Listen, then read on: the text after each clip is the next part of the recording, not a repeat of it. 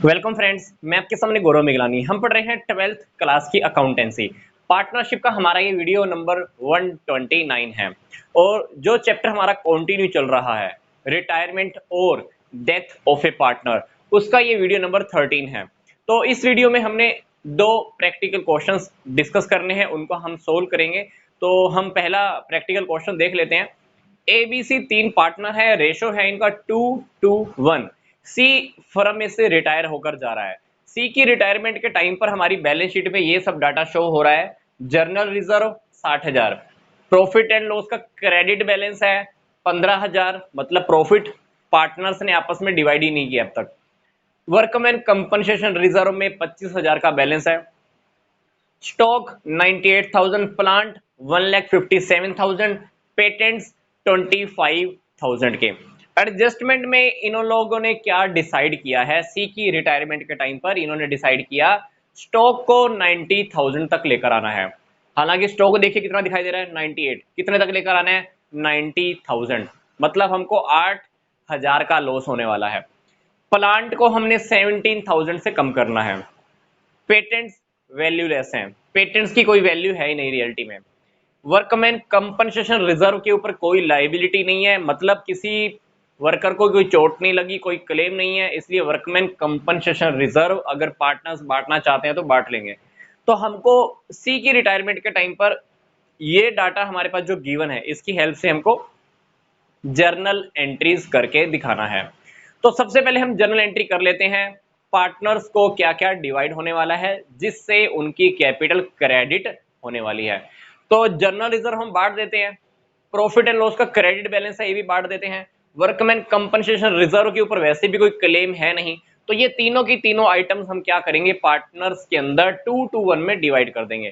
तो हम क्या करते हैं, इन तीनों आइटम्स को डेबिट कर देते हैं और पार्टनर्स की कैपिटल अकाउंट क्रेडिट कर देते हैं कि उनसे रेशो में 2:1 के अकॉर्डिंग। तो journal reserve debit, profit and loss में जो प्रॉफिट पड़ा हुआ है ये डेबिट हो जाएगा। वर्कमैन कंपनसेशन रिजर्व डेबिट, कितना कितना अमाउंट है? 60, फिर है 15, फिर है 25। पार्टनर कौन है? ABC. 2A is capital account, 2B is capital account, 2C is capital account. यहां पे देखिए टोटल अमाउंट कितना है, 60 और 15, 75, 75 और 25, 1 लाख। 1 लाख को आप तीनों पार्टनर्स में 2:1 में डिवाइड कर दीजिए। जब आप डिवाइड करोगे तो डिवाइड करने के लिए हम क्या करेंगे, 2:1 में जब आप करोगे तो क्या आने वाला है, 1 लाख का जर्नली सही हम एक ही पर्सन का निकाल कर देख लेते हैं। ए का रेशो है 2/5, तो अल्टीमेटली हमारे पास आ जाएगा, ए को मिलने वाला है 40,000। तो ए के कैपिटल में 40,000 क्रेडिट, बी के कैपिटल में 40,000 क्रेडिट, सी के कैपिटल में 20,000 क्रेडिट हो जाएगा। तो हमने पहली जर्नल एंट्री में क्या किया, ये तीनों का तीनों अमाउंट तीनों पार्टनर्स में उनके ओल्ड रेशो में डिवाइड कर दिया। ठीक है, तो ये हमने सेटल डाउन कर दिया। अब हम ये देख लें कि यहां पर इन तीन आइटम्स के ऊपर हमको लॉस हो रहा है। ट्रांजैक्शन 1, 2, 3, ये तीनों एडजस्टमेंट की वजह से हमको एसेट्स में लॉस हो रहा है। अब किसी पार्टनर की रिटायरमेंट के टाइम पर अगर हमारी प्रॉपर्टीज की वैल्यू में कमी आ रही है या कोई प्रॉपर्टी हमारी वैल्यू लेस हो रही है तो हमारे लिए लॉस का लॉस है वो। तो वो लॉस हम कहां लिखते हैं, रीवैल्यूएशन अकाउंट की डेबिट साइड में। तो इन तीनों आइटम्स में जो प्रॉब्लम आ रही है, जो कमी आ रही है, जितनी भी वैल्यू हमारी डिक्रीज हुई है, हम कहां लिख देंगे, रीवैल्यूएशन अकाउंट के डेबिट साइड में। तो अल्टीमेटली अब क्या कीजिए, रीवैल्यूएशन अकाउंट डेबिट कर दीजिए। Stock, plant, stock account, plant account. Third है हमारा पेटेंट्स। अब इनका हम अमाउंट देखते हैं ध्यान से। स्टॉक को हमने 90,000 तक लेकर आना है, मतलब स्टॉक पहले कितने था, 98,000। अब 90,000 तक स्टॉक को लेकर आ रहे हो तो अब स्टॉक की वैल्यू मतलब कितनी कम हो गई, 8,000। लॉस लिख दिया। पेटेंट्स हैं 1,57,000। पेटेंट्स को तो सॉरी, प्लांट है 1,57,000। प्लांट की वैल्यू हमने 17,000 कम करनी है, तो ये अमाउंट हमको डायरेक्ट पता ही है। आगे देखिए, पेटेंट कितने हैं 25,000 के। पेटेंट सब क्या हो गए, वैल्यूलेस। तो यहाँ पर हमारा 25,000 का हमारा ये लॉस हो गया। अब यहाँ पे लॉस देखिए, लॉस कितना आ गया हमारे पास, 17 और 8 25, 25 प्लस 25 कितना हो गया 50,000। तो मतलब रीवैल्यूएशन अकाउंट में आपका 50,000 का लॉस आ गया।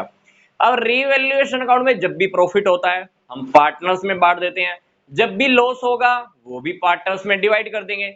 तो यहाँ पर रीवैल्यूएशन अकाउंट के डेबिट में हमारे पास लॉस आ गया है 50,000 का। रीवैल्यूएशन अकाउंट की क्रेडिट साइड में लिखने के लिए हमारे पास कोई भी आइटम नहीं है इस क्वेश्चन के अकॉर्डिंग। तो हम क्या करेंगे, ये लॉस तीनों पार्टनर्स में 2-1 में डिवाइड कर देंगे। जब हम लॉस डिवाइड करते हैं, पार्टनर की कैपिटल अकाउंट क्या हो जाती है, कम हो जाती है। मतलब तीनों पार्टनर्स की कैपिटल अकाउंट को हमने क्या करना है, डेबिट करना है। तो ये 50,000 का लॉस आप तीनों पार्टनर्स में डिवाइड कर दीजिए। तो ए का कैपिटल अकाउंट डेबिट,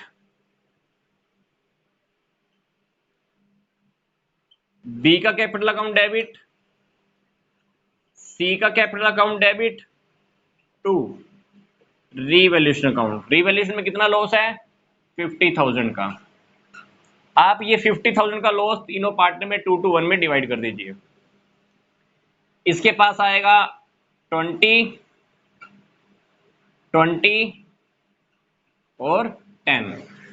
तो 20,000 इसका लॉस, 20,000 इसका लॉस, 10,000 इसका लॉस। अल्टीमेटली हमने क्या किया, 50,000 का लॉस तीनों पार्टनर्स में 2-1 में डिवाइड किया, जिससे उनकी कैपिटल अकाउंट क्या हो गई, डेबिट हो गई।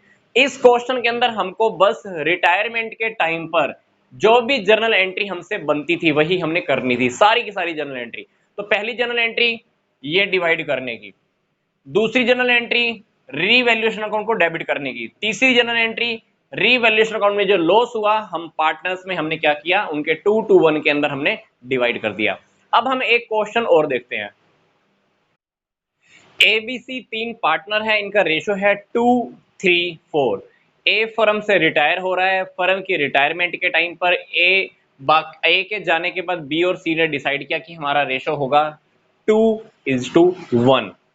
बैलेंस शीट के अंदर ये डाटा शो हो रहा है, journal reserve 1,20,000, employees provident fund 1.5 lakh 1.5 lakh, workman compensation reserve में है 45,000, प्रॉफिट एंड लॉस का डेबिट बैलेंस हमारे पास रखा हुआ है 90,000 रुपए।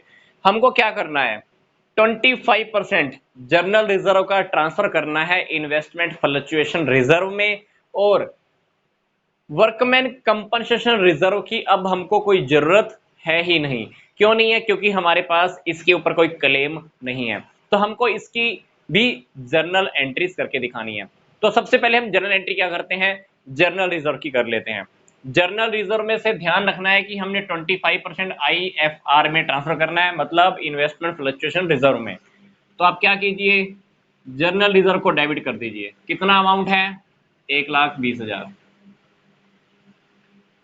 To investment fluctuation reserve. 1,20,000 का 25% करेंगे तो हमारे पास आएगा 30,000। बाकी क्या कीजिए, पार्टनर्स में डिवाइड कर दीजिए। To A's capital account, to B's capital account, to C's capital account. 1,20,000 में से 30 तो चला गया IFR में, बाकी रह गया 90,000। 90,000 2-3-4 में जब हम डिवाइड करेंगे तो क्या मिलने वाला है, ए को मिलेगा 20, 30 और सी को 40। ठीक है, कंप्लीट हो गया 120। अब employees provident fund, employees provident fund firm की एक आउटसाइड लाइबिलिटी होती है जो आप पार्टनर्स में डिवाइड नहीं कर सकते, क्योंकि इंप्लॉइज प्रोविडेंट फंड के अंदर इंप्लॉइज का भी पैसा होता है। अब जिसके अंदर इंप्लॉइज का पैसा लगाया हुआ है, जिसके अंदर इंप्लॉइज का पैसा हमने इकट्ठा किया है, वो पार्टनर्स कैसे डिवाइड कर सकते हैं। तो इंप्लॉइज प्रोविडेंट फंड आपका जब भी क्वेश्चन में आपको देखने को मिले तो हमको पार्टनर्स में डिवाइड नहीं करना है, ये लाइबिलिटीज में एज इट इज शो होता रहता है। Next item workman compensation reserve कितना है 45,000। वर्कमैन कंपनसेशन रिजर्व भी जब आप पार्टनर्स में डिवाइड करोगे तो कितना डिवाइड करना है 45,000। तो वर्कमैन कंपनसेशन रिजर्व को डेबिट कर देना कितने से 45,000 से, तीनों पार्टनर्स में डिवाइड कर देना 45,000 तीनों पार्टनर्स में 2, 3, 4 में डिवाइड होएगा तो इसको मिल जाएगा 10,000, 15,000 और 20,000। तो workman compensation reserve debit to A's capital account, to B's capital account और टू सीज कैपिटल अकाउंट। ये हुई हमारी सेकंड वाली जर्नल एंट्री। अब हम देखते हैं कि थर्ड जर्नल एंट्री क्या करनी है। प्रॉफिट एंड लॉस का डेबिट बैलेंस बचा हुआ है, मतलब हमारे पास लॉस रखा हुआ है, पार्टनर्स ने इसको डिवाइड नहीं किया है अब तक। इस 90,000 को 2, 3, 4 में डिवाइड कर दीजिए, इनकी कैपिटल क्या हो जाएगी डेबिट हो जाएगी। तो तीसरी जर्नल एंट्री क्या होगी, तीनों पार्टनर्स की कैपिटल अकाउंट को आप क्या कर दो डेबिट कर दो। A's capital account debit, B की कैपिटल अकाउंट डेबिट, सी की कैपिटल अकाउंट डेबिट। क्या खत्म कर रहे हैं हम, प्रॉफिट एंड लॉस अकाउंट कितना है रखा हुआ 90,000। तो 90,000 को आप 2, 3, 4 में डिवाइड कर दीजिए, तीनों पार्टनर्स की कैपिटल अकाउंट डेबिट हो जाएगी। कैपिटल को हमने कम करना है क्योंकि जब जब फर्म लॉस डिवाइड करती है पार्टनर्स की कैपिटल डेबिट हो जाता है, मतलब पार्टनर्स की कैपिटल कम हो जाती है। 90,000 आप डिवाइड करोगे तो ए को मिलेगा 20,000, बी को मिलेगा 30,000 और सी को मिलेगा 40,000। तो ये तीन जनरल एंट्री हमने करनी है। पहली जनरल एंट्री जनरल रिजर्व की, जिसमें से 25% हमको इन्वेस्टमेंट फ्लक्चुएशन रिजर्व में डालना है, बाकी का 90,000 हमने पार्टनर्स में डिवाइड कर दिया। दूसरी जनरल एंट्री ये भी हमने पार्टनर्स में डिवाइड कर दिया 2, 3, 4 में। ये लॉस ये भी हमने पार्टनर्स में डिवाइड कर दिया, इनकी कैपिटल क्या हो गई डेबिट हो गई। तो इस क्वेश्चन के अकॉर्डिंग हमने कितनी जनरल एंट्री की है, 3 जनरल एंट्री हमको करनी है। तो कुछ प्रैक्टिकल क्वेश्चन हम नेक्स्ट वीडियो में देखेंगे। तो यहां तक का वीडियो देखने के लिए आपका धन्यवाद।